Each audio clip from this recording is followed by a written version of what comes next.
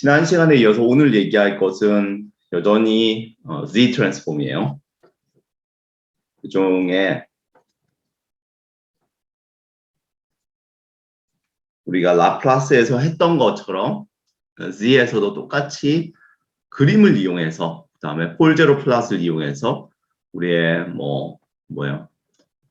트랜스퍼 펑션 또는 시스템 리스폰스를 그릴 수 있어요. 또는 프리퀀시 리스폰스라고 해도 되죠. 왜냐하면 이게 Z 절대값은 1인 위치에 대해서 이밸류에이션 하는 거기 때문에 브레 트랜스폼에서의 Z 트랜스폼의 폴제로 플러스를 이용해서 브레 트랜스폼, 디스크리트 타임 브레 트랜스폼 결과를 얻는 거라고 생각하면 될 거예요. 그죠? 브레 트랜스폼을 알고 디스크리트 타임 브레 트랜스폼을 우리가 알고 싶을 때 use 폴 제로 plot and evaluate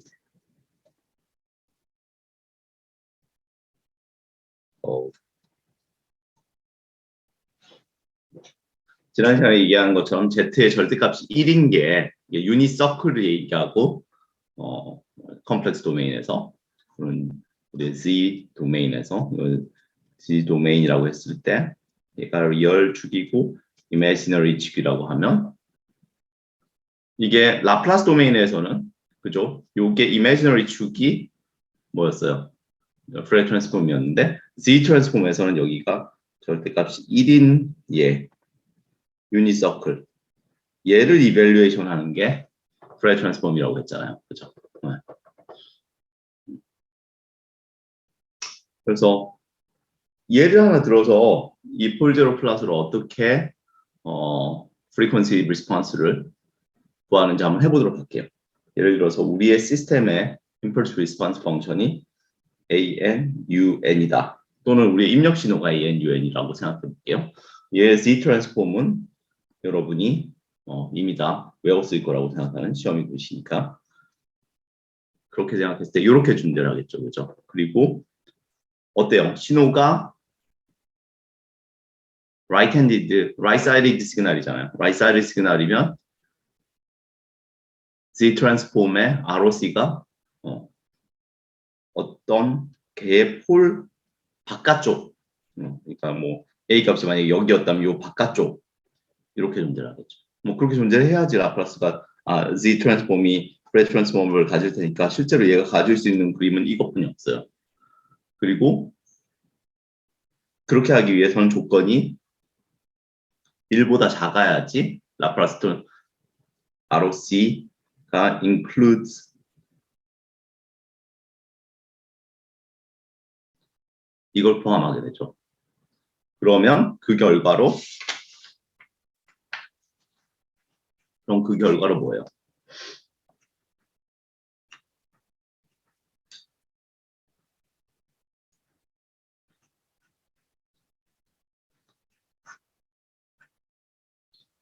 그때 브레 트랜스폼이 이렇게 되죠. 우리가 표현은 이렇게 늘 써왔으니까 디스크리트 타임에서 쓰지만 G 대신에 사실 내가 넣어주는 exponential J2파이 F였잖아요. 그래서 이 표현 자체를 이렇게 써도 그만이긴 해요. 그러면 좀 더 similarity가 높긴 하죠. 우리가 수업 시간에 계속해서 이 표현을 썼으니까 이렇게 표현해도 아무 상관은 없어요. 그리고 우리가 오늘 할 거는 얘를 폴제로 플러스로 옮기는 것에 있어요. 일단 HZ가 다시 한번 써보면 이렇게 생겼으니까 얘의 폴제로는 어디 있어요? 분자와 분모의 차원은 똑같아요. 그렇기 때문에 얘를 Z를 양쪽으로 곱하면 A의 폴이 있고 제로가 있죠. 그럼 제로가 여기 있고 폴이 A에 있다고 할게요. A를 여기로 잡았어요. 그런 다음에 우리가 하고 싶은 건 뭐예요? 지오메트릭 이밸류에이션은 얘를 A가 그 다음에 1보다 작다고 했으니까 유닛 서클은 여기에 존재를 하고 얘 두 개와 이 유닛 서클 간의 관계를 이용해서 그림을 그리겠다는 거죠. 자, 일단 매그니튜드부터 그려볼게요. HF의 절대값. 펑션이고 또 하나 기억해야 되는 거죠. 매그니튜드, 디스크리트 타임스 매그니튜드. 이건 마이너스 2분의 1에서 2분의 1만 그리면 나머지는 다 리피팅 하기 때문에 이렇게 생각해야 된다는 거. 기본 세팅이 이렇게 되는 거죠. 그죠? 그 다음에 지난번에 라플라스에서 여기가 뭐예요? 여기가 앵글 제로니까 프리퀀시 제로니까 그죠? 여기에서의 값이잖아요. 어때요? 제로에서의 거리 나누기 홀에서의 거리니까 요거 되게 길고 요거 작잖아요. 그러니까 여기 꽤 높은 값이 있겠네요. 여기가 시작점. 그죠? 그 다음에 얘를 어느 정도 값에 이밸류에이션 해주는 거죠. 제로에서의 거리, 홀에서의 거리 두 개를 비를 하면 값이 줄었겠네요. 어느 정도 가다 보면 줄게 돼요. 그 다음에 여기가 어디야? 쭉 넘어가면 2분의 1 정확히 여기 인정 4분의 1 인정이겠네요. 4분의 1 적에선 제로에서의 거리, 홀에서의 거리 더 줄었네요. 그죠? 홀에서의 거리가 더 길잖아. 그죠? 그 다음에 마지막에 2까지 가면 어때요? 홀에서의 거리가 제일 길고 제로에서의 거리가 훨씬 짧으니까 2분의 1에서 제일 낮은 값이 돼서 그렇게 될 거고 반대 방향으로 옮겨도 똑같기 때문에 이렇게 돼요. 물론 쉐입이 어떻게 그렇게 예쁜 뭐 벨커브처럼 생기느냐 이런 건 몰라요. 그냥 뭐 x축으로 계속 주파수가 가면 2분의 1까지 값이 준다 이 정도를 알 수 있지. 얘를 보고 이게 여기는 약간 볼록하고 저기는 좀 내려오겠다 이런 것들을 알기는 굉장히 어려워. 그냥 가면서 점점 준다. 근데 선형으로 줄지는 않잖아. 그 정도는 우리가 알고 있으니까 당연히 이렇게 그리진 않겠지. 네. 그래서 이 정도 그릴 수 있으면 돼. 뭐 페이즈 굉장히 비슷하게 그려져요. 페이즈 굉장히 비슷하게 그려져요. 어떻게 그려지냐면 제로에서의 여기 하나에서만 할게요. 여기 빼기 요 값, 여기 빼기 요 값, 마이너스 값이 되겠네요. 그죠? 그래서 처음에 시작점은 어때요? 여기 빼기 여기 0이에요. 그죠? 여기에 앵글, 제로의 앵글에서 폴의 앵글 빼면 0 빼기 0이니까 0에서 시작하고 위로 올라가면 마이너스 값이에요. 어디 마이너스 값이고 저 끝에 가면 어때요? 둘 다 똑같은 값이 됐어요. 파이 빼기 파이니까 여기에서 다시 0이야. 그죠? 그럼 내려갔다 올라오겠네. 그죠? 네. 반대 방향으로 가면 올라갔다 내려와요. 대략 이런 그림.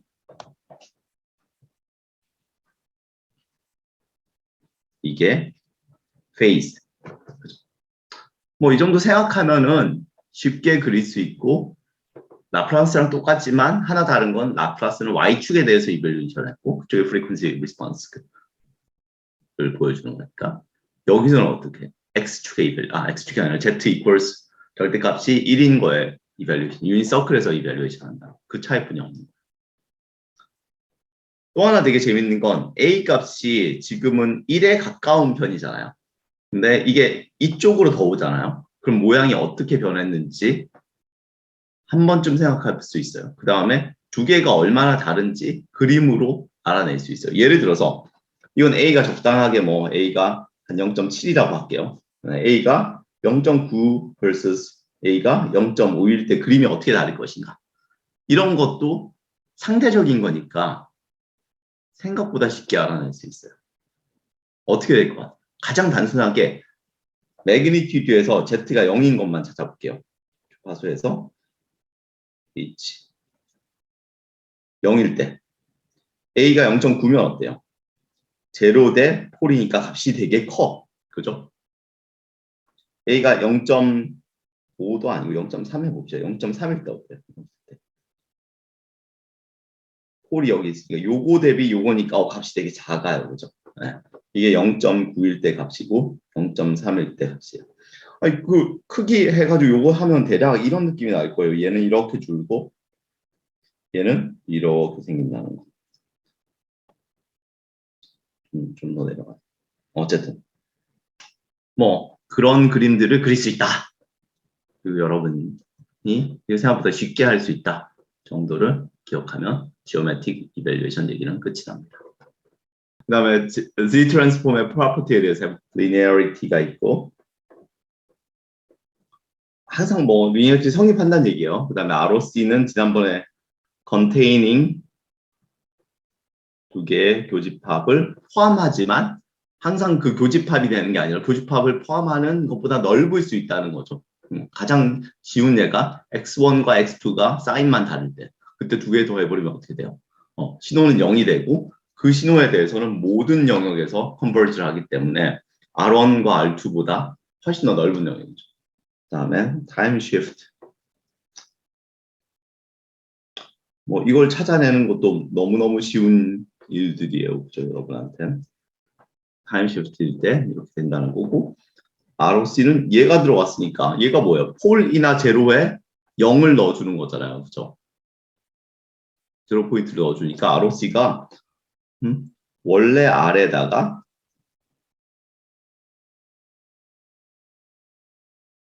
addition or deletion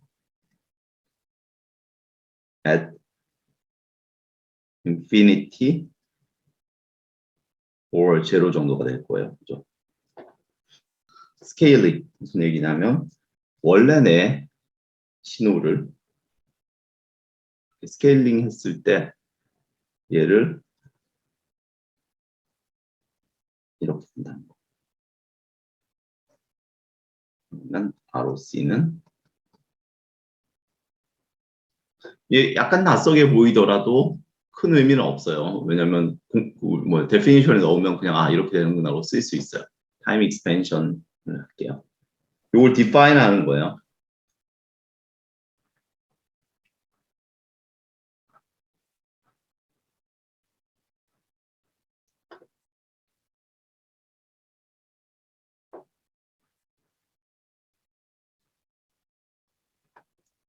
그러면 얘의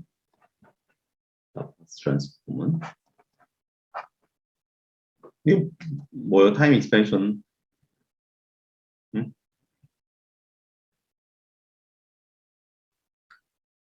제로 필딩 또는 제로 패딩 하고 또 다른 거죠. 그죠? 네.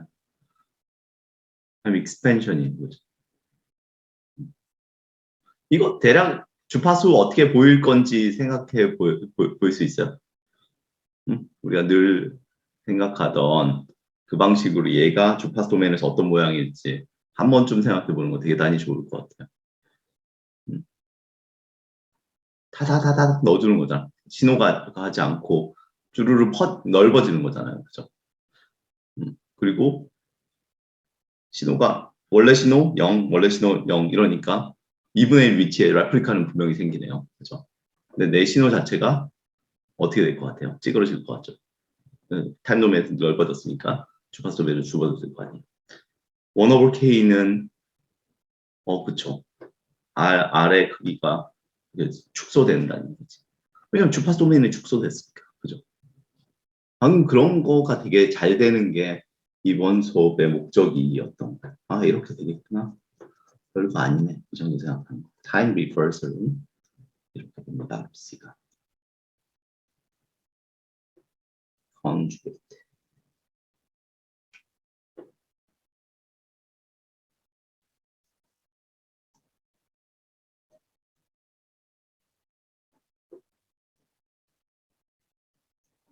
그대로. 다음에 계속 property를 쓰면 convolution에서 x to n이라고 해서 얘 C 트랜스폼 당연히 얘 곱이 될 거고 ROC는 R1 containing 먼저 써야겠다. containing R1, R2 그죠? 자, 빨리 여기를 넘어가고 싶어.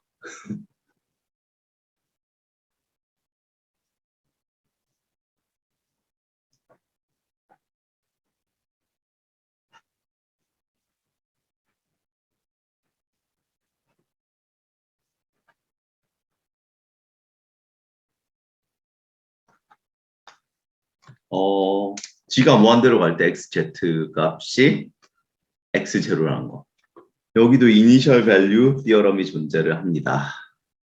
그 다음 토픽은 LTI 시스템과 Z 트랜스폼에 관한 얘기. 병렬 구조는 계속 존재를 해요. 여기서는 특히 병렬 구조가 아주 잘 존재합니다. 디스크리트 타임의 LTI 시스템에서 우리가 이게 원래 우리는 프레 discrete time 프레 트랜스폼에서 이렇게 쓴다고 했었는데 사실 얘는 굉장히 제너럴하게 LTI면 Z 트랜스폼에 대해서 제너럴하게 다 존재를 해요.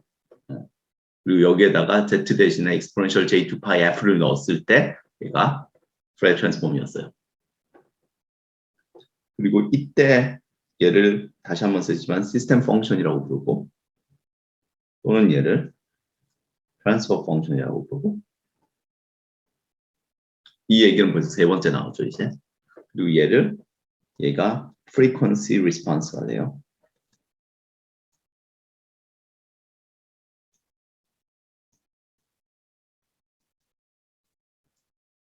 언제?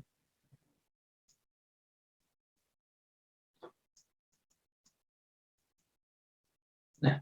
이거에 의해서 이밸류에이션 됐을 때, 그렇지? 유닛 서클에서 이밸류에이션을 쭉 했을 때 그게 discrete time Fourier transform이 되고 걔가 frequency response로 부르게 되는 거예요. 코잘리티 당연히 생각할 수 있고 코잘리티는 뭐예요? initial rest잖아. initial rest 어떻게 써요?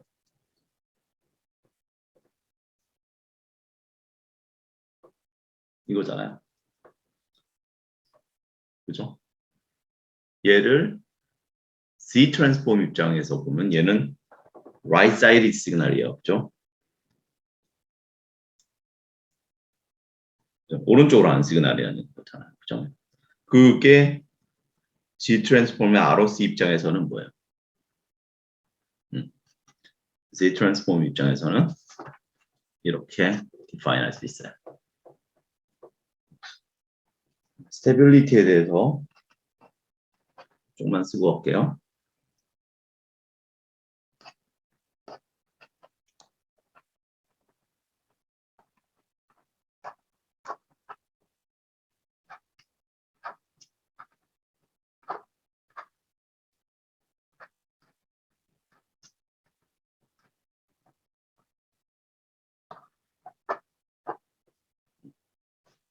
좋아요. 우리 LTI 시스템 기억나요? LTI 시스템 일단 스테빌리티에 대해서 오랜만에 리뷰를 다 해봅시다.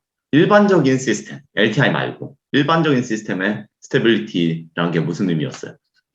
일반적인 시스템에서는 바운디드 인풋이 바운디드 아웃풋이. 그게 LTI 시스템의 스테빌리티로 오면 뭘로 바뀌죠? Absolutely summable 또는 Continuous 도메인에서 Absolutely integrable. 뭐가 Absolutely integrable 하죠? 그 시스템의 LTI 시스템에 대해서 알고 공부하고 있잖아요. LTI 시스템의 impulse response 펑션이 그죠? 그러면 impulse response 펑션이 absolutely summable 하다는 얘기예요. Z 트랜스폼 입장에서 뭘까요? 왜 유니서클 얘기가 여기서 나와요? 그러니까 이게 프레 트랜스폼이 존재하면 스테이블해요? 자, 어떤 시스템이 있어요? A-chain을 포함하고 있고 우리가 얘 Z 트랜스폼 어떻게 써요? 얘가 만약에 이렇게 되기 위해서는 얘랑 얘가 다 그 sufficient condition은 얘도 absolute integrable 하고 얘도 absolute integrable 하면 되잖아요. 그랬을 때 얘가 z가 1인 것을 포함해야지 그죠? absolutely integrable 하게 되죠. 네. 그렇기 때문에 저 조건을 만족시킬 수 있는 거라고 생각합니다. 좋아요. 이 정도요. 넘어갑시다. 그 다음에 두 개를 합친 코절 LTI 이게 if and if only인데 다른 조건은 다르게 증명을 해야 돼서 그 증명이 아마 책에 나와 있을 거예요. 코절 LTI 시스템 앞에 두 개를 합친 거잖아요. 그죠? 아니, 앞에 두 개가 아니라 코절한 LTI 시스템에 대해서 rational system 펑션이 있어요. 그건 뭐예요? 흔히 이걸 만족시키는 게 linear constant coefficient difference equation 이 경우 얘를 다 만족시키죠. 그죠? 이게 스테이블하다 이거는 if and only if all poles of HZ가 lies 어디 있어요? 뭐라고 써야 될까요? 예. 지금까지 우리가 공부한 폴제로 플랫의 모든 조건들과 그죠? 다 포함하면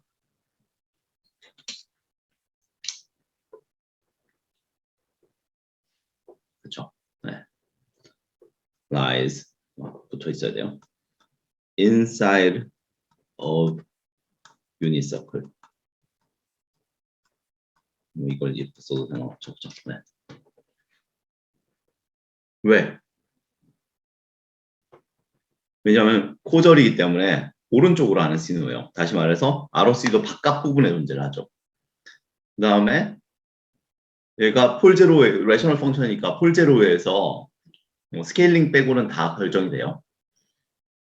그 다음에 얘가 스테이블 하기 위해서는 Z equals 1을 포함해야 되는데 그러려면 모든 폴들이 다 Z equals 1 안에 있어야지. 다시 말해서 여기에 폴들이 있어야지. 얘 바깥 얘를 기준으로 해서 바깥으로 이렇게 생기니까 ROC가 Z equals 1을 포함하겠죠. 네. 일단 우리가 Z를 흔히 Z 트랜스폼이니까 당연히 Z를 써야 될 것 같은데 우리가 아까도 뭔가를 쓸 때 이렇게 썼어요. 그죠? Z의 마이너스 1승을 썼어. 그리고 Z 트랜스폼에서 일반적으로 뭔가를 표현할 때 Z를 쓰지 않고 Z 마이너스 1승을 써요. 사실 이거는 이퀴밸런트한 게 이거고 우리가 폴저 플러클리 때도 이걸 이용해서 쓰잖아. 이렇게 쓰지 않고 주로 이렇게 써. 그 이유가 뭐냐면 z-1이라고 써져 있는 게 이게 딜레이 펑션이고 우리가 뭔가 시스템을 만들 때 딜레이를 시키는 건 굉장히 쉬운 일이에요. 그죠?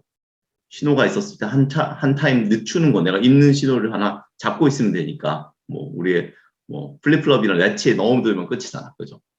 근데 타임 어드밴스를 하는 방법은 진짜 복잡해. 실제 프랙티컬하게 뭔가를 설계할 때는 딜레이만 먹인다고 생각해요. 흔히들은. 이거 어드밴스를 사용하는 경우는 대단히 드물어.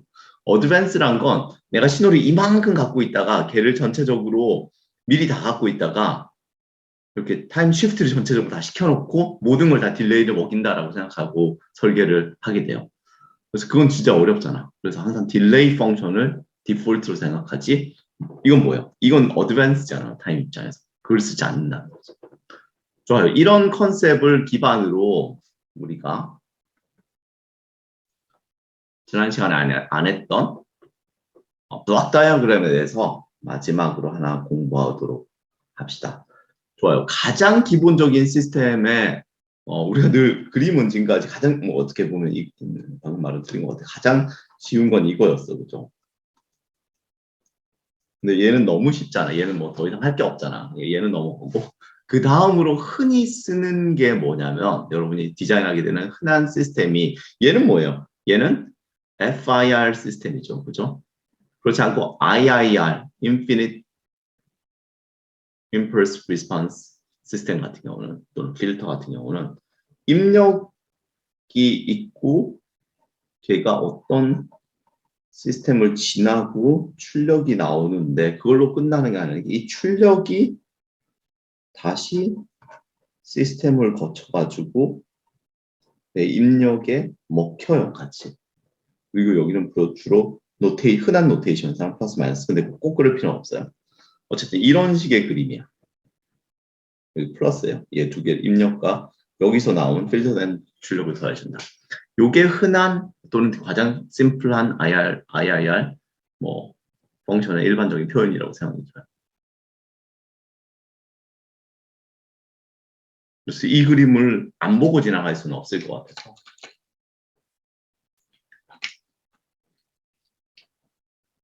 해봅시다. 자, 그리고 Z 트랜스폼 입장에서 얘도 G 트랜스폼이라고 얘도 표현을 하면 우리 몇 가지 공식이 생겨요. 얘는 어떻게 보여죠? 원에 여기 두 개 한 입력이고 여기 뭔가 있어야 되는데 못 쓰겠어. 그죠? 어떻게 써야 될지 모르겠잖아. 그죠? 그럼 여기에 신호를 먼저 알아야 되니까 얘에다가 여기를 곱한 애가 여기에 존재를 하고 요걸 뺀 게 얘를 더한 x랑 더한 거지. 다시 말해서 여기에다가 뭐가 있냐면 입력을 하는 게 xz가 있고 마이너스 h2에 yz가 꽤 복잡하죠. 그럼 다 정리를 해가지고 다 정리를 해서 왼쪽에 바꿔 쓸게요. 이렇게 두 개의 레이쇼. 다시 말해서 우리 전체 시스템, 이 전체 시스템, 요 전체를 HN이라고 구할 수 있잖아요. 그리고 그걸 HN으로 뒀을 HZ로 뒀을 때 전체 시스템의 이게 트랜스퍼 펑션은 이거 안 보이는구나. 트랜스퍼 펑션은 이렇게 존재하게 돼. 꽤 복잡했었는데 결론은 나름 예쁜 시스템이 되는 거죠.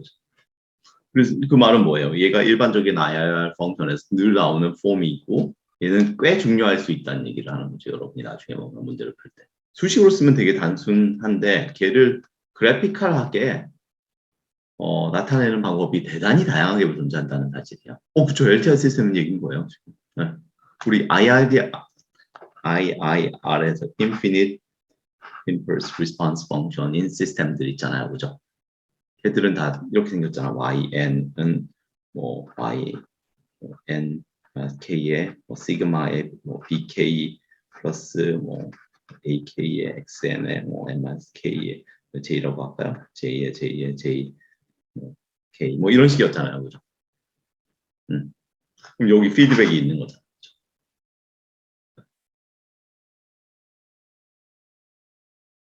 우리가 그 linear constant coefficient differential equation 할 때 가장 제너럴한 게 이 폼이었잖아. 그죠? 그 중에서 얘가 없었던 애가 FIR, Finite Impulse Response였고 얘가 있는 애가 IIR이었잖아요.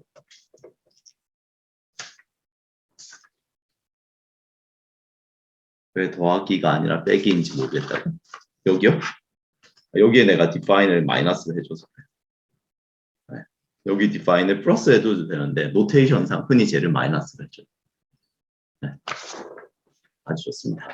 좋아요. 몇 가지 예를 들어서 이 그래피컬하게 그림 그리는 게 어떤 의미를 갖는지를 보여줄게요. 이게 이 그림들을 보지 않는 한은 다른 방법을 이해하는 방법은 없어요. 자, 가장 단순한 거. 우리 전체 시스템이야. 아까 플러스 마이너스 돼 있는 거 다. 그 H1과 H2 있는 거 다 포함한 시스템이야. 아까 얘기한 대로 얘는 딜레이를 얘기하는 거죠. 그죠? 이렇게 생긴 애. 이렇게 생긴 애를 아까 그 그림에 넣어서 쓸 때 가장 단순하게는 이렇게 그릴 수 있어요.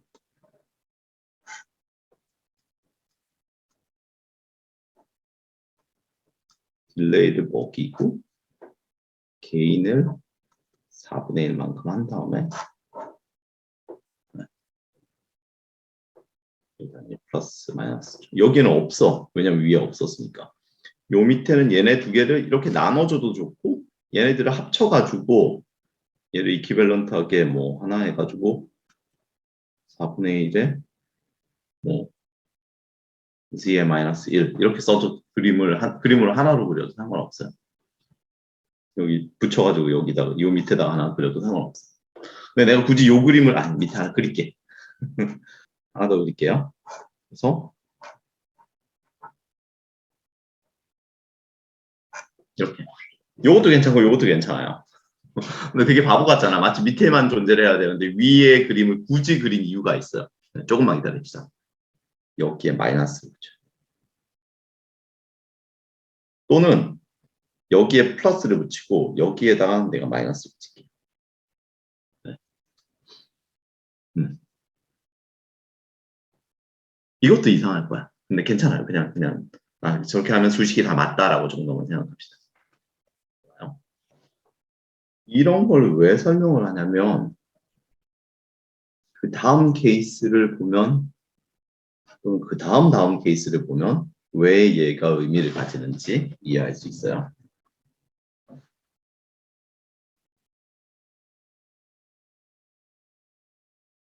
얘를 그리고 싶어요. 얘를 아까 그걸로 그리고 싶어요. 근데 얘를 어떻게 그릴 거냐면 여러 가지 방법으로 그릴 수 있어요. 얘를. 먼저 얘 아까 여기 하나 있는 거 있죠. 걔 시스템이 한번 지나갈 거예요. 아까 한번 그렸으니까 되게 쉽잖아요. 그래서 걔 시스템을 한번 그릴게요. 요 파트가 두 개가 캐스케이드에서 두 개가 곱해져 있다라고 생각을 할 거예요. 요 파트를 아까 그렸으니까 그린 걸로 그대로 그려볼게요.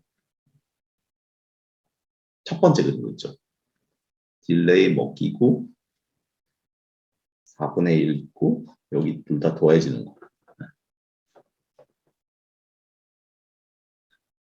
얘가 일종의 우리 입장에서는 H1이고 얘가 또는 H3라고 합시다. 앞에 H1과 안에 가기 위해서. 그다음에 아니면 Y 미안. 얘를 H라 쓰지 말고 뭐라고 쓸까요? G1이라고 하고 여기 G2라고 할게요. 그게 순차적으로 있는 거야 시스템. 그걸 두 개를 곱한 게 G1과 G2를 곱한 게 HZ예요. 그랬을 때 앞에 게 있었고 그 나온 출력 있죠. 그 나온 출력이 얘를 곱해주면 되잖아. 그죠? 얘의 그림을 그려보면 여기 출력이 나가는데 YN에 얘가 딜레이를 하나 먹고 딜레이가 있으니까 걔에 대해서 개인을 한 다음에 더해주면 되죠. 이게 뭐예요? 1이 원래 있던 게 그대로 나가는 거 뒷부분에 더해주는데 뭘 더해줘? 딜레이를 하나 먹고 마이너스 2만큼 곱한 게 더해주는 거. 그래서 여기 아까 얘기한 것처럼 G1 이쪽에 G1이라고 했어요. 우리가 요게 G2라고 했어요. G1 여기가 G1이고 이게 G2가 서로 곱해져가지고 전체 우리 H를 나타낸다 라고 쓸 수 있겠죠. 그죠? 설명이 좀 메시하긴 했지만 뭐 이게 되게 이상한 건 아니에요. 그렇게 쓸 수 있어요. 그죠? 근데 또 하나는 얘네 두 개 붙여도 되겠죠. 여기에 딜레이가 하나 있고 여기 딜레이가 하나 있잖아요. 얘네 딜레이 하나 없애버리고 여기서 따도 되겠죠. 그죠? 그럼 무슨 일이 생겼어요? 여러분이 메모리 하나를 세이브했죠. 신기하죠? 사실 얘를 두 개를 캐스케이드 하는 형식으로 그림을 그린 이유 중에 하나가 방금 그 메모리 하나를 세이브하기 위해서 그랬어요. 네. 근데 그렇지 않고 얘네 두 개를 아까처럼 굉장히 이상하게 여기 요 위에 뭔가를 넣어서 만들 수도 있잖아요. 그죠? 그럼 메모리 하나 세이브 못해. 되게 신기하죠. 결국 요 굉장히 심플한 요런 이퀘이션을 내가 어떻게 디바이드해서 임플리멘트 하느냐에 따라서 그 임플리멘트는 바로 요 블록 다이어그램으로 임플리멘트를 하는 거야. 그랬을 때 임플리멘트의 결과 내가 내 시스템의 구현 버전에서 메모리를 세이브하느냐 또는 계산 속도를 빠르게 하느냐 등을 결정할 수 있어요. 이건 대단히 다른 얘기예요. 지금까지 우리가 하지 않았던 얘기 중에 하나예요. 세컨 오더 시스템이에요. 어떤 거냐면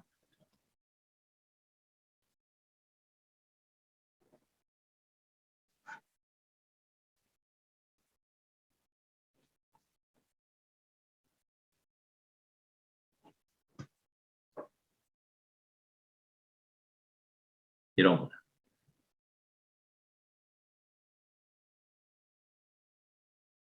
참고로 우리가 여기 디스크리트 타임에서는 얘가 뭐 딜레이냐 타임 어드밴스냐 이런 질문이긴 한데 이게 라플라스에서는 하나는 인티그럴이고 하나는 미분이에요.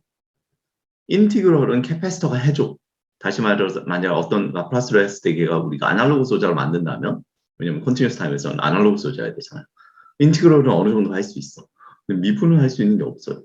다시 말해서 구현이 안 돼. 그래서 요거 타임 딜레이로 굉장히 잘 디파인 돼서 늘 쓰는 이유 중에 하나는 거기에 있어요. 자, 이렇게 생긴 애 트랜스퍼 펑션이라든지 뭐 기타 등등을 다 생각해 보면 여러 가지로 임플레멘테이션이 생겨요. 그리고 얘가 생각해보면 얘 두 개 합쳐가지고 그릴 수도 있잖아. 얘 두 개 밑에를 합쳐버리면 얘가 이렇게 쓸 수 있잖아.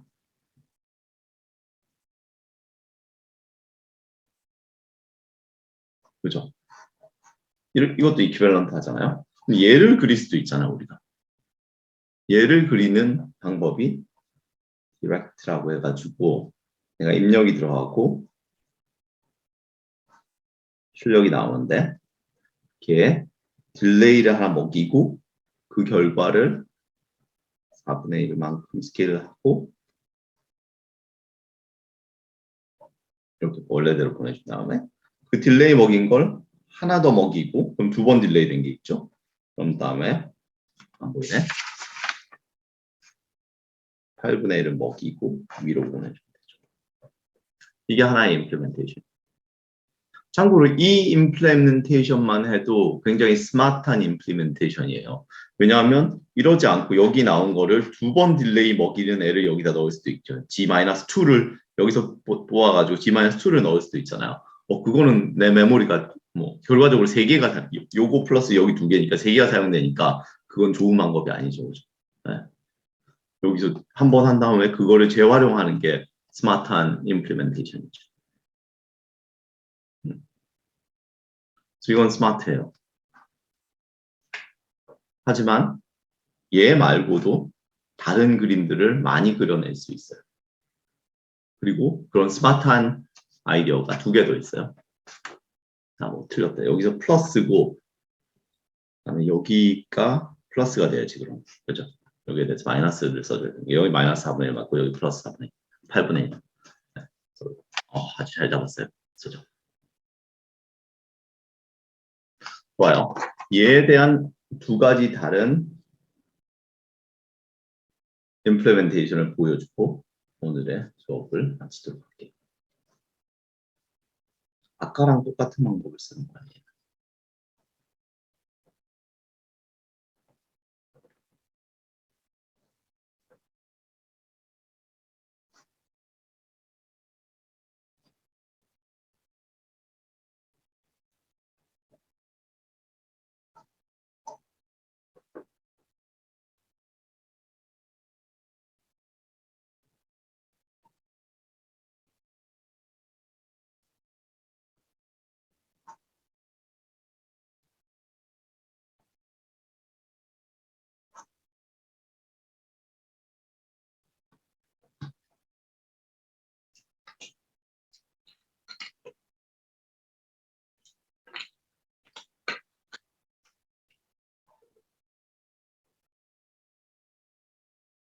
다 그려놓고 종이가 스페이스가 없어서 저희가 해봅시다. 좀 얇게라도.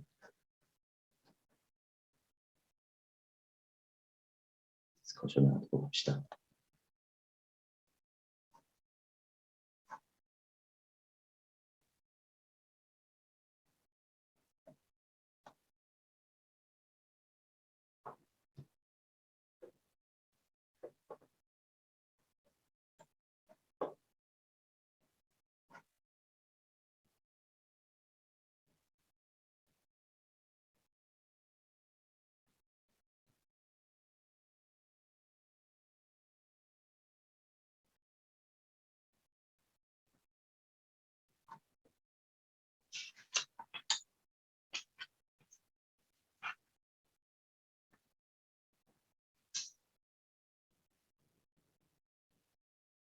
캐스케이드는 아까 우리 처음에 했던 거랑 똑같아요. 뭐냐면 요식을 얘 하나 곱하기 얘 2번째 순서대로 먹이겠다는 얘기예요.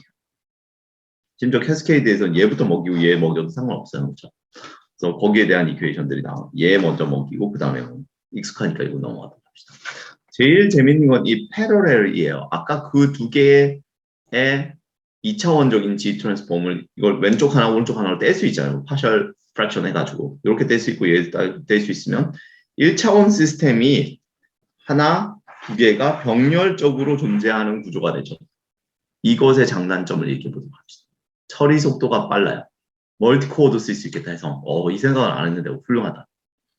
딜레이 프로퍼게이션이 작지. 똑같은 얘기죠. 속도가 빠르다는 거. 왜냐하면 얘 딜레이 한번 먹여야 되고 그 나온 결과를 한번 먹여야 되니까 아까 앞에 2개의 모양에선 딜레이가 2 딜레이 스텝이 필요해요. 그죠? 얘는 한 번 스텝만 들어가면 되잖아. 얘는 무조건 좋아요. 그러면 딜레이는 작은 거 좋아. 단점은 뭐예요? 팬인 팬아웃이 뭐예요? 애더를 하나 더 쓰는 거야. 여기 애더 하나, 애더 둘. 여기 어때요? 애더 하나, 애더 둘, 애더 셋. 애더가 3개가 들어갔어요. 그죠? 그럼 우리가 실제로 반도체로 구현했을 때 애더가 하나 더 필요한 거지. 돈이 더 많이. 네. 그래서 이게 굉장히 지금까지 배운 내용들이랑은 좀 많이 다른 그런 시노미 시스템에서 구현 얘기를 거의 안 하는데 구현에 대한 내용이라서 꼭 커버를 하고 싶었습니다. 10.9에 보면 Unilateral Z 트랜스폼이 나와요. 얘기하는 것처럼 Unilateral이 흔히 코절 시스템에 대해서 그 문제 풀이하는 거예요. 그래서 Unilateral Z 트랜스폼에 대해서 이런 게 있고 뭐 그죠? 그 코절 시스템 풀 때는 Unilateral로 해준다 정도를 기억하도록 합시다. 좋아요. 이것으로서 우리 한 학기 동안의 시노미 시스템 수업이 모두 다 끝났습니다.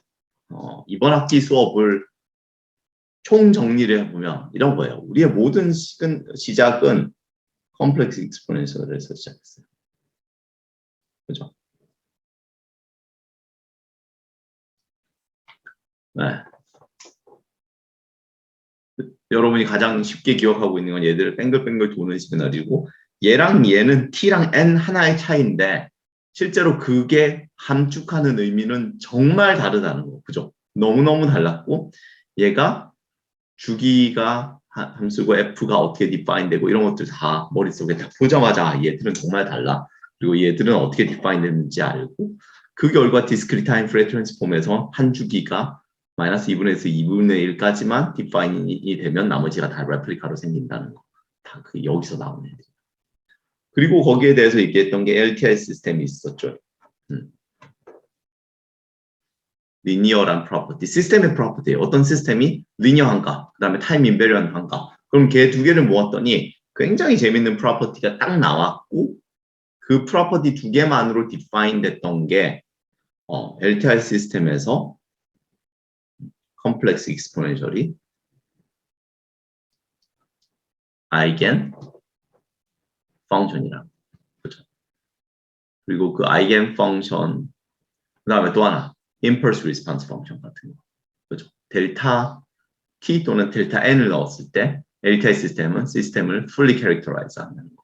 그 다음에 이 아이겐 펑션을 이용했더니 그때 나온 아이겐 밸류가 Fourier 트랜스폼 형태라는 거. 그래서 LTI 시스템 풀 때 더 이상 컨볼루션 이용해서 문제를 풀지 않고 멀티플리케이션, 주파수 도메인의 멀티플리케이션 푼다는 거. 그게 다 여기서 나온 얘네들과 결합이 되면서 나왔던 얘기들. 그러면서 넘어갔던 게 그래요. 적어도 우리 입장에서는 원래는 아니지만 우리 입장에서는 LTI 시스템을 풀기 위해서 Fourier 트랜스폼을 배운 거고 Fourier 트랜스폼이 진짜 많았어요. 그죠? Continuous time Fourier 트랜스폼이 존재하고 Discrete time Fourier 트랜스폼이 존재하고 얘들이 또 달라요. 그죠? 그리고 여기서 되게 중요했던 게 Fourier 시리즈도 당연히 따로 존재했었는데 우리는 Fourier 시리즈를 Fourier 트랜스폼의 서브셋으로 공부한다고 했죠. 어떤 서브셋? 샤 펑션 같은 걸 이용해서 리피팅하는 신호에 대한 Fourier 트랜스폼을 Fourier 시리즈라고.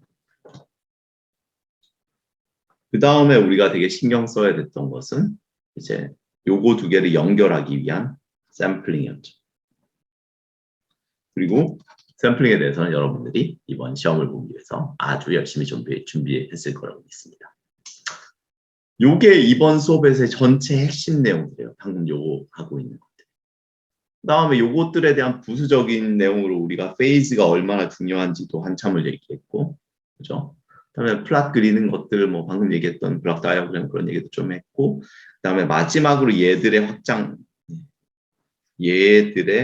확장판으로 라플라스 트랜스폼과 Z 트랜스폼을 설명했어요.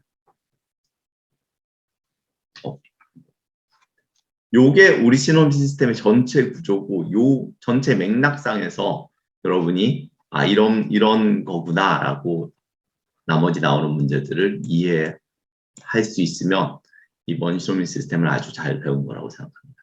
그러면 오늘 수업은 여기까지 할게요.